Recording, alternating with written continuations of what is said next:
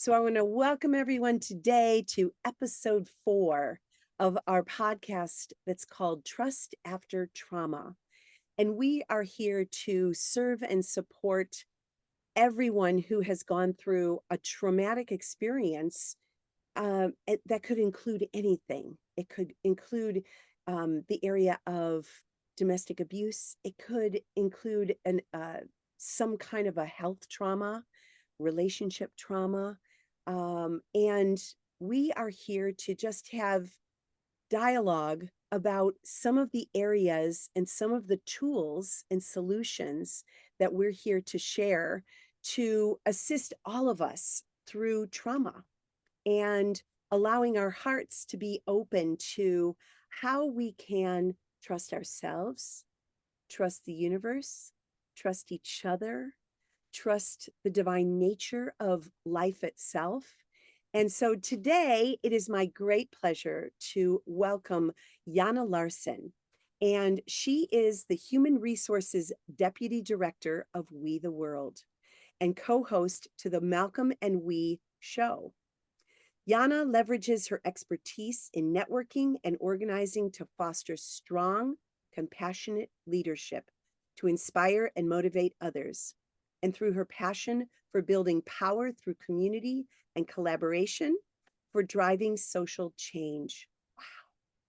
And as a champion for women's rights and gender equality, she develops and supports initiatives that uplift women by providing opportunities for growth and leadership.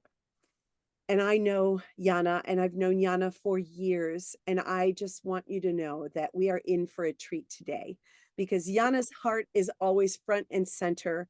Her love of service and support is just beautiful and such a gift to the world. So I want to welcome you, Jana, to today's podcast. Thank you, Janet Grace. That was lovely. Yes. And today we've chosen the topic trust and boundaries and creating safe spaces. Say that 3 times fast. Uh, Safe spaces, and as we shared a little bit behind the scenes about this topic itself, spaces can mean so many things. It can mean spaces within yourself. It can mean our sacred spaces around us. It can it can mean spaces between ourselves and others. So I just want to, start our conversation today by just asking you, when you hear creating safe spaces, what does that mean to you?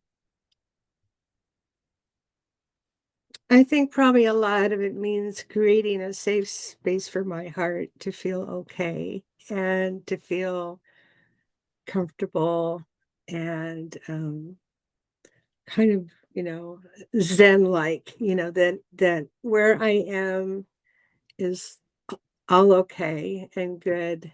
And for me, that's my home. And I really like my home.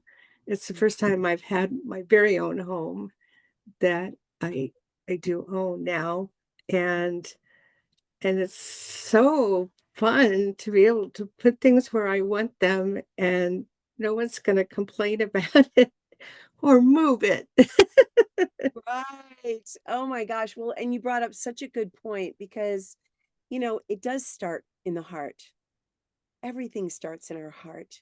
And then the ripple effect that comes out from that is the energy field or the sacred space around us that's really um the energy field that everyone and everything around us is affected by, Even the plants. even the plants. Absolutely. And as you're saying, even the plants, and I'm here with, I think you can see these. There's a Yeah, the calla calla lily. lily, and it was right outside my sacred space. That's my little traveling home on wheels this week. And what we provide for ourselves are also the ripple effect that we want to really inspire others, that you can create a sacred space within yourself that then ripples out, and then looking around your environment, do you feel safe in your environment? And then what does that mean in the conversations that ripple out from that actual, arena? Because it's our own little private Idaho, our own little private universe, right? But just like borders, many of the borders are invisible. And even the borders within ourselves, within our mind, creating a safe space for our mind to think positive thoughts. So, Mhm.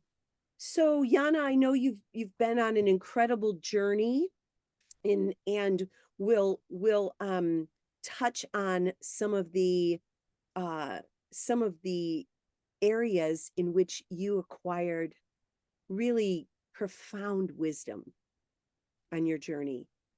And if you could share with us, uh, maybe what inspired you to want to share your wisdom around this topic that is also under the umbrella of trust after trauma. Maybe you can share a little bit about, you know, your journey that got you here, and then what inspired you to want to share in this particular topic.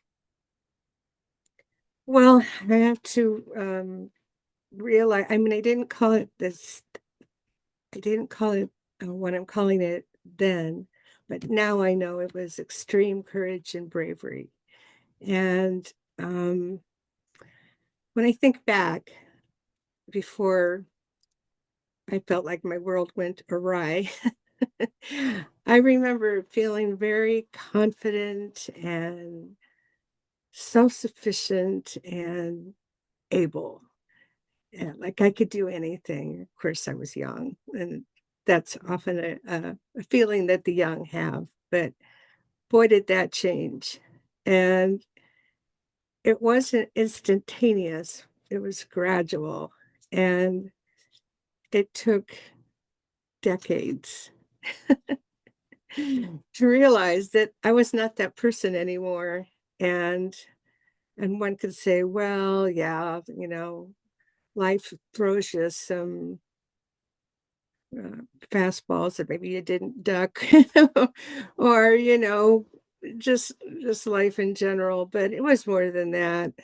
And it was when my youngest child said, "Mom, if you think you're being a good model, you're not." And that was the slap in the face that I needed. I mean, he didn't slap me, but I realized that I had been using my children as my protectors, and how dare I do that? But I did. I didn't ask them to be, they just were. And I finally had to, all the therapists saying, Yana, when are you going to leave? And I would go, I don't know. But that was what I needed. Yeah. And I got I put together my team to help me leave, and I left. And then that was the next set of traumas to go through. But I knew I was right, and I knew the truth. Um, I knew the truth. No matter what was being said about me, whatever was being thrown against me, I knew the truth. And that really helped me. And I just forgave myself and moved on. And I learned to laugh again and smile and be happy.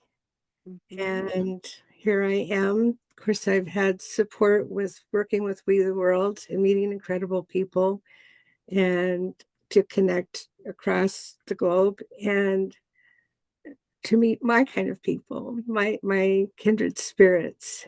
And when you're around all that, you can't be unhappy. And and as I start to realize that, yeah, I do have something to say here. I do have something to share. I have been there, and I can't know exactly how somebody feels who's going through something awful, but I sure do have an idea, and I just makes me want to help all the more. Mm. Well, and when you said you know the truth, right? And then the truth shall set us free, right? And that comes with trust. You were strengthening your trust muscle, trusting Mhm. yourself and that beautiful sacred heart of yours, and knowing your truth helped you to make those necessary steps moving forward. And you know you also mentioned something about your son saying that. And the truth of the matter is, there's the truth thing again. The truth of the matter is, we're all doing the best we can with what we know in that moment. And then once you do start making those moves forward and setting yourself free, and trusting your heart is leading you, um, then you start to understand a better way and finding yourself again.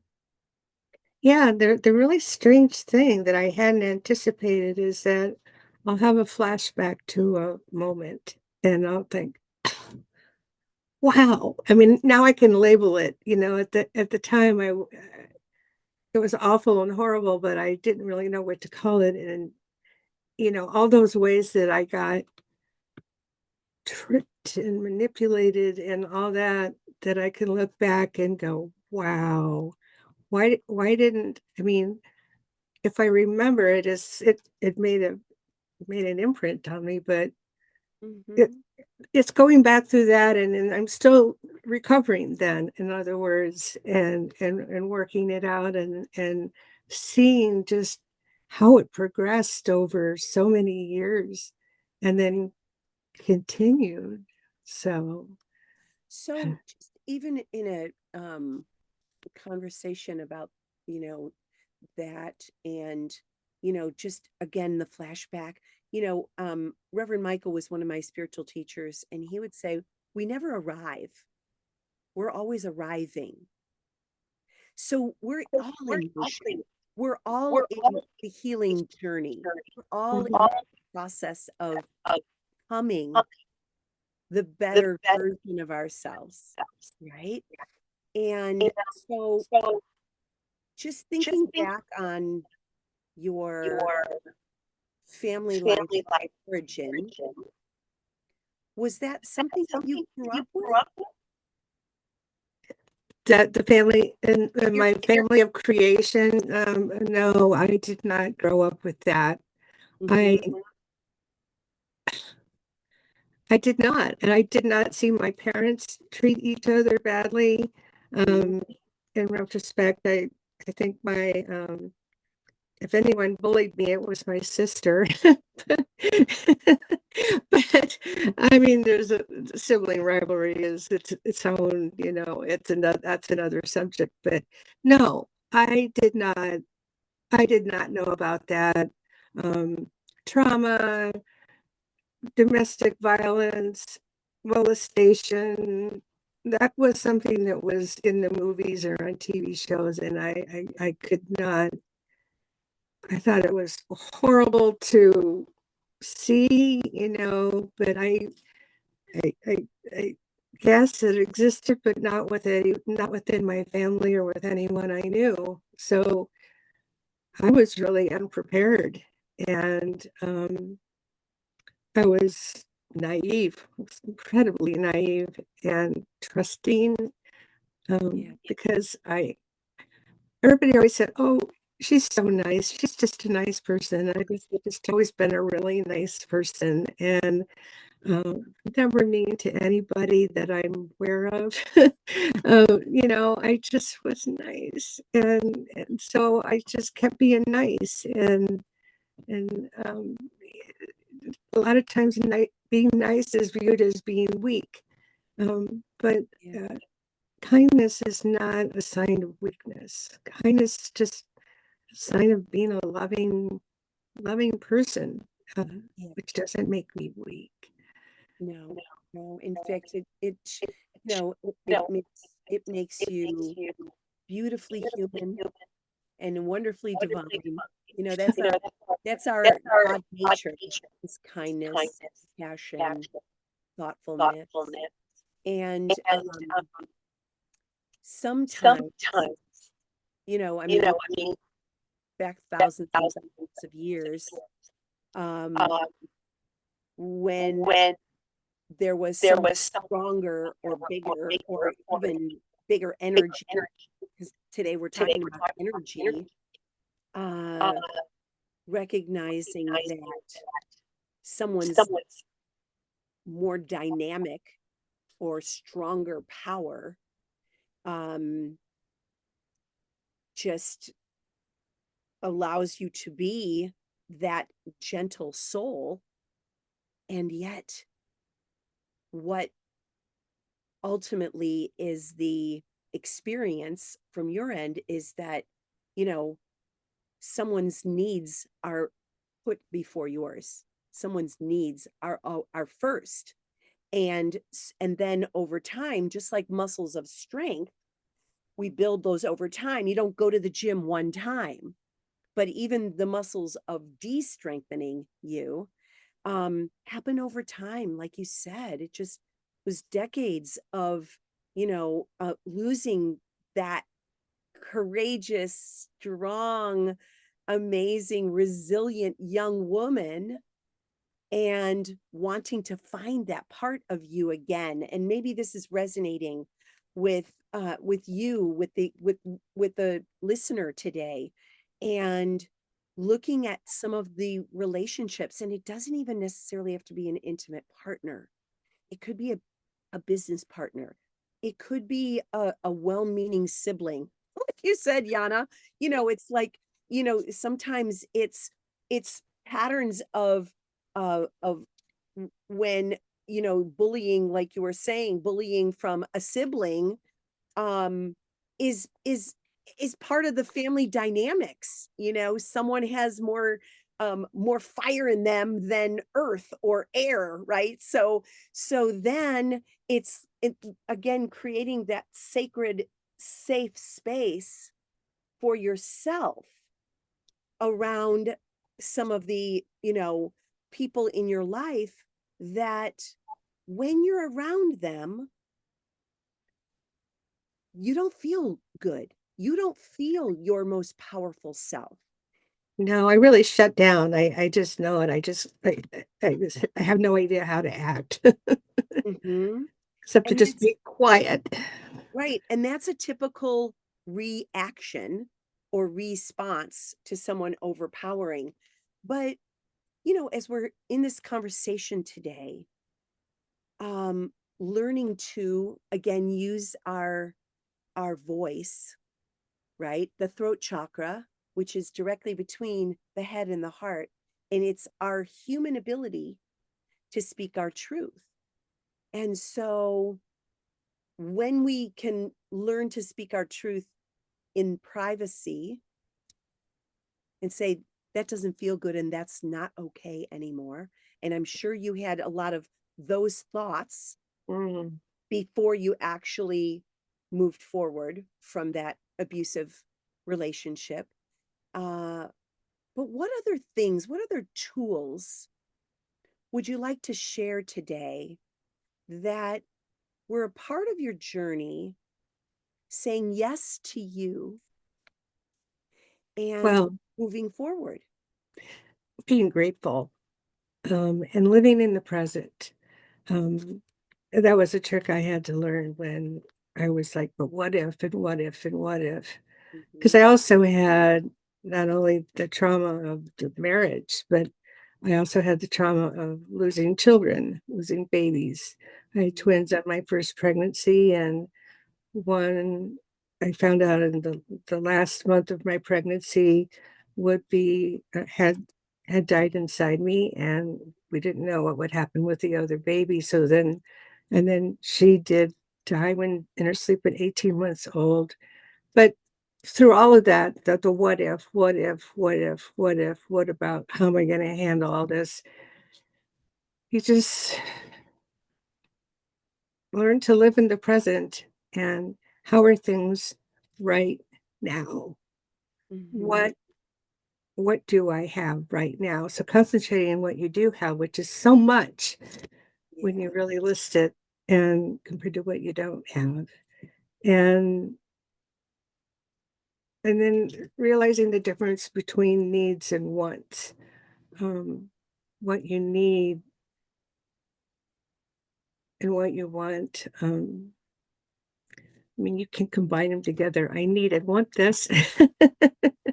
I need a new dress. I really want that new dress, but I don't really need the new dress because I do have other dresses. I do have other clothes. And so when you can just kind of simplify, you Mm. know, what it is that you really need and concentrate on that and being, I'm incredibly grateful Yeah. for what I have and my children that I lost. I feel blessed and honored to have known them as long as I did, which wasn't very long, but it's a part of me. And somewhere, somehow in the universe, there's a reason for it. And so I go with that. And it helps me with my children, especially my youngest, who tends to get really anxious about things. I can just say, but let's concentrate on what you do have right now. Just remember that. And it's been a long time since I've been angry or mad, and, that's a good thing too. So, to Great. realize that you can be happy and grateful and in spite Mhm. of and for me to be able to look back to those scary moments, those sad moments, and look what all I went through and how I survived, and I did survive. Not only did I survive, I thrived, Yes. and I was able to keep instead of being, "Oh, woe is me, I'm a damsel in distress," I can say, but I'm I have my freedom license. I Yes. am free, free to be me. Yes, you do. Well, and As I goofy love as I am, I can be that way, and if someone doesn't like it, oh, well, they're allowed to have their opinion, but I am too. yes, yes. And there's so much that you just said, even understanding the difference between our needs and our wants. And I studied Maslow's hierarchy of needs for several years when I was going through my studies. And safety is foundational. That's part Mhm, of our root chakra, right? For us to be safe and secure and grounded, right?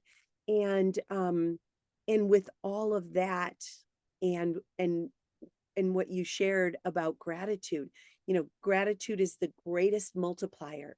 If you are feeling like you don't have anything good in your life, or you don't have anything, just start even recognizing the breath in your body that's literally signifying you're alive, mhm, and then move from there. Like, that's foundational from um from the bottom of our being. When we have breath in our lungs, we have so much to be grateful for. We're here in this beautiful um human adventure, right? And experiencing things. And you also mentioned, earlier about community and surrounding yourself with positive people that remind you of how wonderful you are. And I just want to, highlight that to, everyone listening. just continue to surround yourself with positive people that uplift you, that inspire you, that encourage you, that empower you, and helping you to also bring out the best in you as we're And them. and them. Absolutely. Absolutely. So in this journey of where you are now and the beautiful things that you're involved in, um, are there any things in particular that you would like to share with our audience today, or inspirational questions or invitations that you might want to share? And in just, I know you're such an integral part of We the World and everything that they are bringing to this global movement of making the world a better place. Is there something, anything that you would like to share with our audience today that is connected to this, in creating safe spaces? I think it comes down to intuition. Um, when I've read stories of people saying, "Should I leave? Should I this? Should I that?" When I've been in those sort of group chats, my comment is always, You know yourself better than you think you do. What you're feeling about this being wrong, you're right.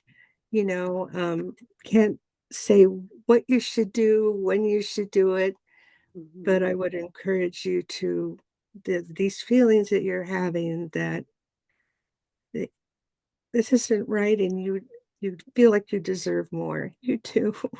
And to find your support group.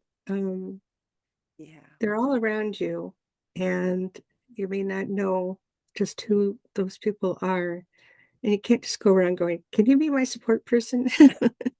But,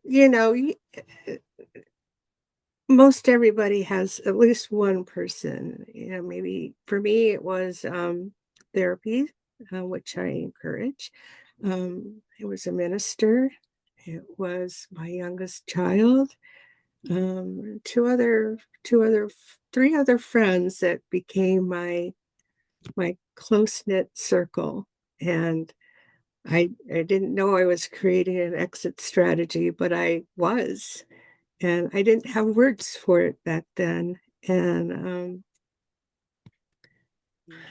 that was Yeah. helpful. So wherever one is at, I would say intuition and seeking professional help is, um is a really good thing to do because if you had a broken arm, you would go to the doctor. If you had an infection, you would go to the doctor. If you're hurting in your heart and your mind, seeking therapy is a really good idea. You can't see it now, but I have a thing hanging on my wall that in therapy it was um, I could have written, and that would have been one thing, but I'm feeling more artistic these days, and so I created this shawl, and I hung all these things on it to represent the icky stuff that I went through, and then all the beautiful um, things that happened to show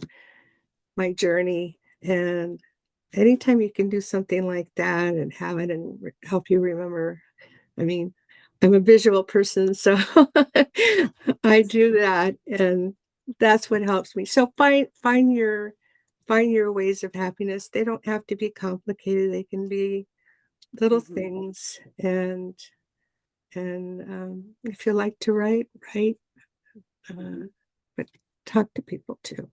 Yeah. Oh, it's so beautiful. And thank you for even mentioning and acknowledging intuition as a really important thing. That's the part of us that when we do dial in to our own intuition, that builds our muscle of trust again. And trust after trauma, continuing to build that muscle and listening to that still small voice within us that really does know us best. And yeah, thank you so much. And how can we stay connected to you, Jana? Well, through We the World, and we, which is capital W, capital E dot net, and we have many, many things going on. We have two big events during the year that we do, and I have been tasked with the recent job of growing our membership again, and I've been very busy with that. And my goodness. When you're seeing goodness around you. I mean, we have so many young people who have joined us, and they're coming from all over the world, and a lot of them are coming from very poor places in Mm. Africa, especially Bangladesh, um, India, and they're people who are thinking outside themselves and want to be a part of something bigger than themselves to help in whatever ways they can and to be able to make connections. And since I call myself Mama Yana, well, a lot of my African friends it's a term of endearment to say Mama, and so I've just become Mama Yana, and that's what I do. I'm like the global headroom mom. That is so wonderful. And you're just reminding us that we are all in this together. And together we Me make the becoming world a free. better place. And Yes. oh, from my heart to yours, I'm so grateful for this conversation. I'm so grateful for this partnership with We the World. And I know that we are making the world a better place by having these conversations and having these opportunities to come together, to be together, to create even a bigger community of people that are here working together to make this world a better place. So thank you so much, Jana, from the bottom of my heart. Love you so much. Have a beautiful and blessed day. We'll see you soon. Thank Bye. you. Bye for now. Bye bye.